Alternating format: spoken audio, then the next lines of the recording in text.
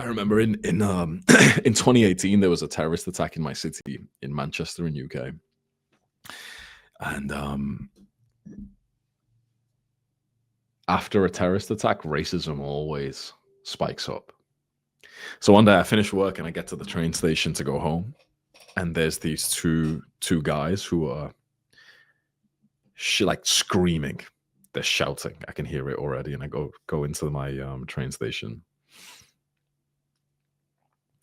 and there's a woman in a hijab, and she's got a little girl in her arms, like maybe 3 years old. And they're screaming at her, like saying like racist shit to her. The people who work at the train station are just kind of like stood around, like not looking around at her. But there's a bunch of like Asian, like brown guys like me, and they're kind of saying something, but kind of not. They're quite young. So I kind of look at the situation. I'm like, what the fuck? And I look at the guys, the Pakistani guys, the group, and I say to them like, what's going on? And one of them shouts and he goes, they're being racist. They're being racist.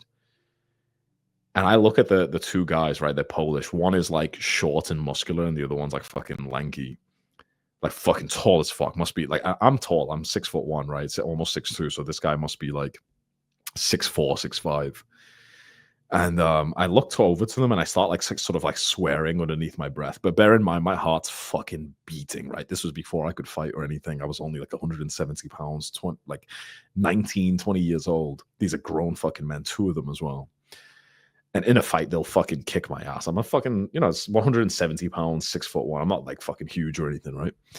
And but I kind of like swear at them a little bit, and they start like looking towards me. And then the tall guy comes up to me, and he starts like buddying up to me, and he starts going like, "Oh, it's okay, it's okay, it's okay. Come here, like this, like just being fucking weird, like trying to like dap me up. But like obviously I'm not gonna get fucking close, so I'm like, stay away from me. And then the fucking the short guy almost like charges at me a little bit like this, like he takes a few steps towards me, so I get back. I'm like, what the fuck, stay back, whatever. So it turns into like a bit of a fucking commotion here with me, and I'm swearing at them and whatever, and then it kind of dies down, but my heart's fucking pounding, right? And still I look over to the people who work in this train station. They've done nothing. They've not even called the police, it seems like. I walk over to the other side, like sort of on the same train station part, but just kind of further away, 20, 30 steps that way.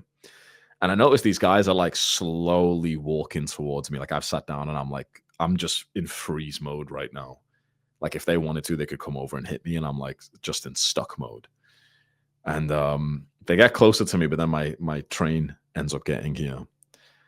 So I kind of wait a little bit, and they're not getting on this train. So I'm like, oh yeah, thank God. So I get on my train. It's all good. It's over.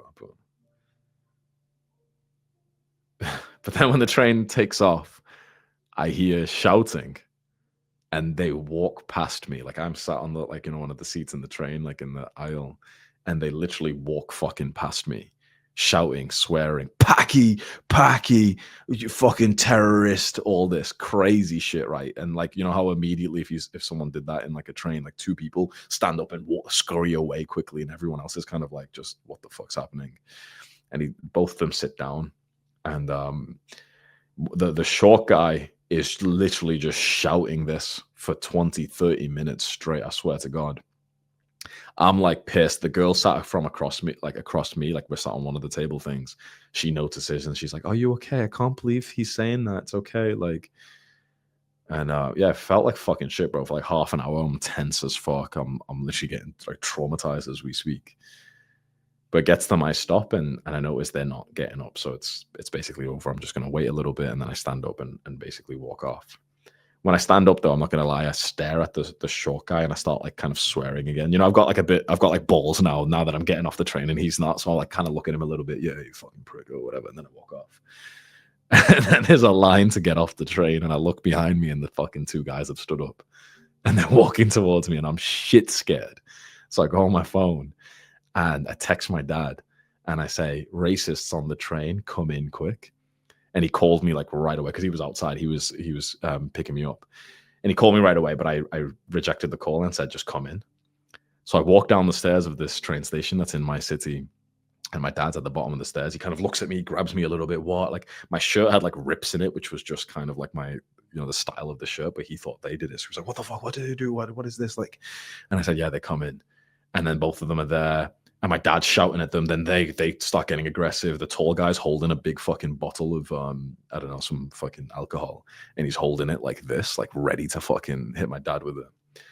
And they're all shouting. Then there's a few more guys now. They're trying to break it up and everything. We're in like the hallway of the train station, and the short guy keeps fucking grabbing into his waistline.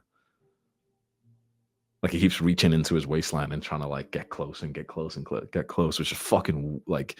My dad spotted it. Obviously, he knew what it was. I was a bit slow, so my dad was like, "What have you got in there? What have you got behind you?" And we end up like outside the train station, and the same thing. And then like they're kind of like pushing each other a little bit, and the short guy kind of like starts looking at me, and he goes like, "Oh, it's okay. I'm sorry. I'm sorry." He walks up towards me, holding his fucking hand like that, which is like, why do you think he's doing that? It's fucking crazy, right? But eventually, it all kind of breaks up. There's like 4 or 5 guys pushing, like, stopping us from fighting or whatever. We get in the car, we drive off, and we're just kind of like, okay, we kind of relax a little bit. I don't want to show particular like weakness in front of my dad, so I don't really like process it. I'm just like, yeah, it's fine, whatever. And my dad says, yeah, like, don't tell your mom because she'll just worry, whatever. So we don't really tell any of the family.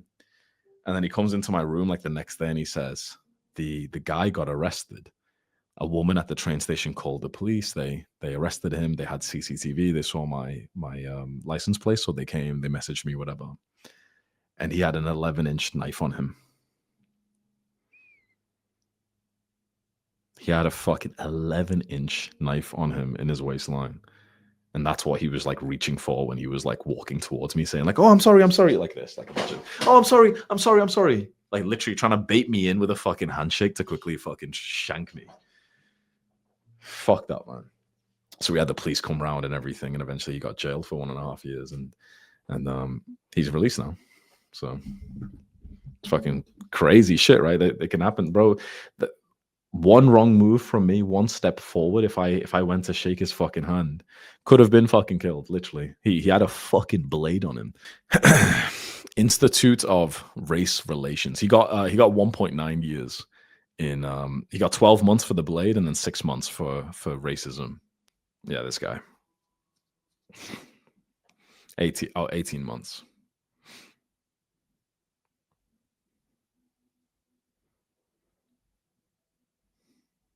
One young man was so frightened by the abuse and aggression that he messaged his father. I wasn't that frightened, bro. No, I'm an alpha man. No, I wasn't scared.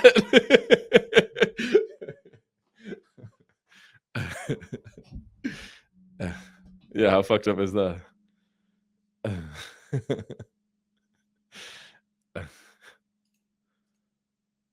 We saw the other guy, I never saw this guy because this was the one with the blade. But we saw, the tall guy, me and my dad, my dad dropped me off to the train station a few days later, and we saw the tall guy again, close to the train station.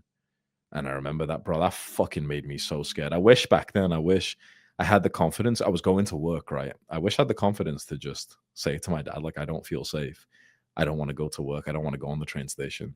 Because if there's a 1 fucking % chance that you get stabbed on the way to fucking work, it's like, it's worth just telling your parents, right? But I just didn't feel like I could say that, you know what I mean? But I wish I did, because imagine how fucked up this is, that for years after this, if I ever took public transport, I was sweaty. Like, I was so panicky on public transport, so much. It's fucking like, it wasn't like, I couldn't leave the house or anything like that. But especially on like trains, because there's no exit, right? Like, if it, like, till the next stop, you're in there. And imagine how fucking scary that is, that someone has a fucking knife on the train. Like, I'm pretty sure there was just a massive knife attack on a train in UK as well. Like, you're quite literally locked in this fucking cabin with someone who can maybe have a knife. It's fucking dreadful, man. So for years after this situation, I was like so panicky on trains. So yeah. And when I started to make money, I just started to get Ubers and stuff everywhere instead. UK is definitely a failed society, bro. Definitely. There's just been like a massive case there with like 6 people, 10 people have just been killed on a train, I'm pretty sure, with some guy who had a knife. Always carry a pocket knife, always. No, I'm not sure about that, bro. Europe is so hostile, bro. Everyone has that violent link. Look, especially the 20s guys.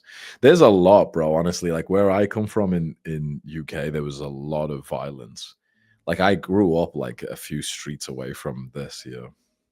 We didn't have a very good time in UK. I'm not gonna lie. Actually, I mean, we did it in general, but we definitely had like some risks. But I lived in the same small part of the city as this case here. Have a read of this. Anthony Delano Walker. He was he was about 18 years old. He was a black British student of Jamaican descent who was murdered with an ice axe. They stuck a fucking pickaxe in his skull in an unprovoked attack on the 29th of July 2005 in Highton. This is the town that I was from. I literally lived like a few streets away from this guy. Walker was 18 years old in his second year. He was one of the first black families to live in this town. We were one of the first brown families to live in this town. And the children experienced racial name calling both at primary and secondary school. Yep, same.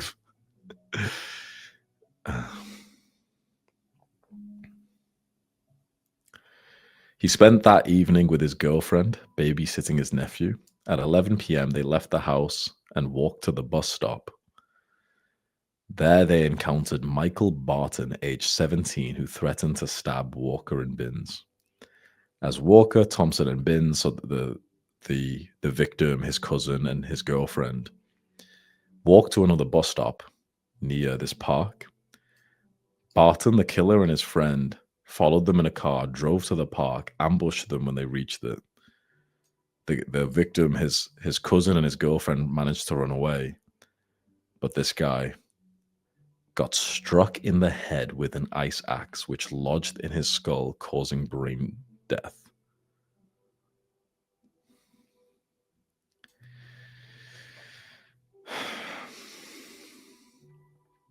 They stuck a fucking pickaxe in his skull. This was in 2005, and then a few weeks after this, we got this gang starting to attack our house, throwing eggs and bricks at the window, and screaming, "Packy," and "we'll kill you," and all this. So definitely a tough time for us, man. We've battled like quite a lot of like racism as a family in UK. That's the thing, bro. You can be in public and you can be walking next to someone who's a murderer, rapist, would-be murderer, and you won't even know. Your girlfriend can walk past them. Keep safe out there, right? This is why I imagine if every person does the things that we do, becomes disciplined, fitness, healing trauma, meditating. I don't say this lightly when I say the work that we're doing on ourselves is the work that will save the world. Right? It sounds almost silly to say that, but like imagine if these guys, the killers, like had been taught to meditate since they were children. Because there's tons of reasons why someone becomes like a murderer or a gang member. There's even biological reasons. They have a reduction in their prefrontal cortex. They have a low level of gray matter in their brain, whatever. They've got more lead in their blood. Of course, there can be weird shit like that, and they can also come from like poor families, so they naturally have to commit crime to make money, whatever. Sure. But imagine if like every school in the world just taught meditation to everyone when they were like 5 years old. Imagine if that was just normal. Imagine if every school taught you how to process emotions and heal trauma. Imagine if this work that we do here was 100 times more popular. Not 1 or 2 million followers, but 200 million followers. Like Mr. Beast has hundreds of millions of subscribers. Imagine if people who gave you this kind of advice had 100 million subscribers. Can you think of how much of a difference that would make? I don't say it lightly when I genuinely think this is the type of work that would change the entire world. Like it's so needed and it's so effective. You give a young man, you give him purpose, you give him a mission, you give him something to work hard on, you give him community. You improve his mental health, you improve his physical health, you give him like some physical endeavor to take out all of his pent up energy. You teach him to be disciplined, you teach him to be not lustful. He turns into a fucking like stand up gentleman. That's the kind of man who you wouldn't be like scared that, you know, your girlfriend or your mother is walking past. And that's why we need to spread this message. It's so important, the work that we're doing. That's why I have literally never stopped. I was retired years ago. I've had enough money to last for a lifetime. But more people need to hear this message. And that's why we're here. That's my request for you guys. You were already taking the advice that I give and you are implementing it so well, and you should be so proud of yourself. It's time for you to become a leader of your own and to spread this message, just like I have done to you. You make a person disciplined and you get him away from criminal behavior. You get him away from indecent character. You get him away from hurting other people. You make them meditate, you make them physically active, improve their mental health, process their emotions, you make them journal, meditate, show gratitude, train hard, have a purpose that contributes to others. Like we're making the best people ever. You should be so proud of yourself being here.